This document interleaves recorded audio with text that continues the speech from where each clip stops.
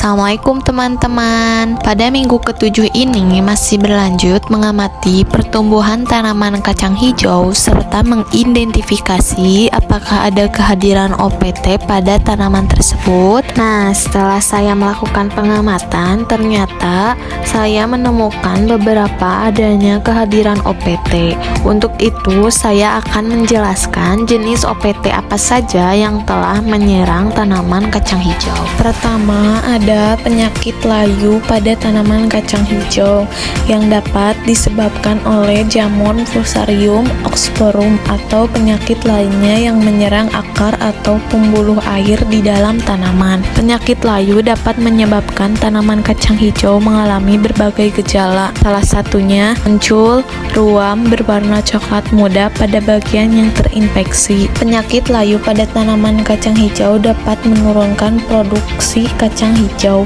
Untuk mengendalikan penyakit layu, cara pengendaliannya yaitu dengan menggunakan benih tanaman yang sehat dan telah terseleksi, membersihkan tumbuhan yang tidak berguna untuk menghambat pertumbuhan bakteri di dalam tanah. Yang kedua, ada hama ulat gerayak, termasuk hama yang memiliki banyak jenis. Setiap jenisnya memiliki ciri berbeda-beda. Ulat gerayak Spodoptera frugiperda memiliki ciri seperti bentuk tubuhnya lonjong dan warna kulitnya hijau muda bercampur hitam.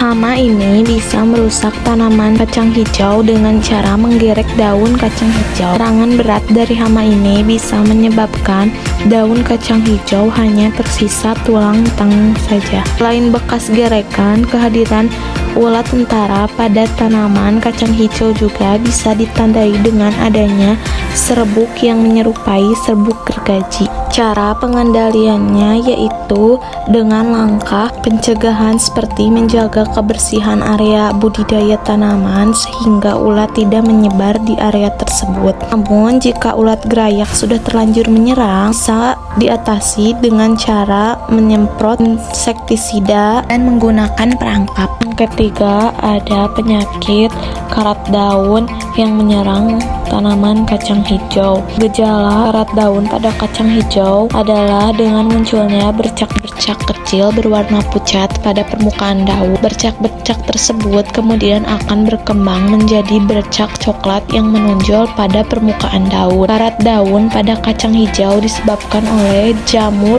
Uromyces fascioli typica. Cara pengendaliannya yaitu dengan membersihkan lahan dari sisa-sisa tanaman sakit, menanam dengan jarak tanam yang lebih lebar, memperbaiki saluran drainase, menggilirkan tanaman, memangkas pucuk tanaman.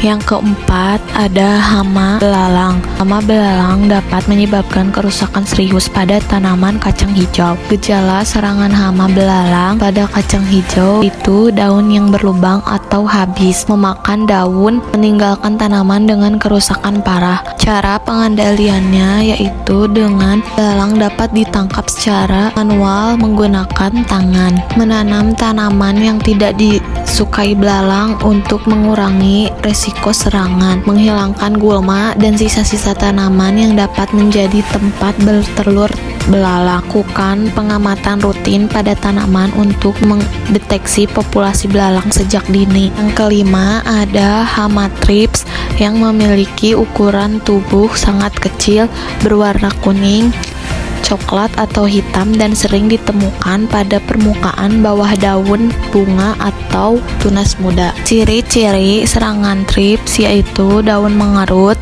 atau menjadi keriting, pertumbuhan tanaman terhambat dan hasil panen berkurang. Thrips menghisap cairan sel tanaman yang menyebabkan jaringan daun rusak. Serangan parah dapat menyebabkan daun mati dan rontok. Thrips dapat menjadi vektor penyakit tanaman seperti virus yang menyebabkan keriting daun. Adapun cara pengendalian hama thrips yaitu bersihkan gulma atau sisa-sisa tanaman yang dapat menjadi tempat berkembang biak thrips. Potong dan buang daun atau bagian tanaman yang terkena serangan berat. Terakhir ada layu fusarium yang menyebabkan daun tanaman kacang menguning, kerdil, dan layu seluruh tanaman. Namun pangkal batang tidak terpengaruh.